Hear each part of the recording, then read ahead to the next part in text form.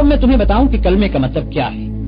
کلمے کے معنی یہ ہیں کہ اللہ کے سوا کوئی اور خدا نہیں ہے اور حضرت محمد صلی اللہ علیہ وسلم اللہ کے رسول ہیں۔ کلمے میں الہ کا جو لفظ آیا ہے اس کے معنی خدا کے ہیں۔ خدا اس کو کہتے ہیں جو مالک ہو، حاکم ہو، خالق ہو، پالنے اور پوسنے والا ہو، دعاؤں کا سننے اور قبول کرنے والا ہو اور اس کا مستحق ہو کہ اس کی عبادت کی جائے۔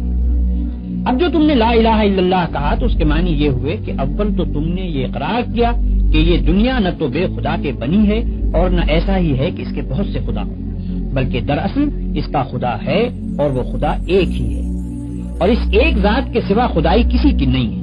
دوسری بات جس کا تم نے کلمہ پڑھتے ہی اقرار کیا وہ یہ ہے کہ وہی ایک خدا تمہارے اور سارے جہان کا مالک ہے۔ تم اور تمہاری ہر چیز اور دنیا کی ہر شے اس کی ہے۔ خالق وہ ہے، رازق وہ ہے، موت اور زندگی اس کی طرف سے ہے، مصیبت اور راحت بھی اسی کی طرف سے ہے۔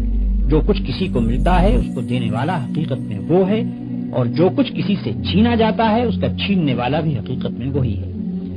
ڈرنا چاہیے تو اس سے، مانگنا چاہیے تو اس سے، سر جھکانا چاہیے تو اس کے سامنے، عبادت اور بندگی کی جائے تو اس کی، اس کے سوا ہم کسی کے غلام اور بندے نہیں، اور اس کے سوا کوئی ہمارا آقا اور حاکم نہیں۔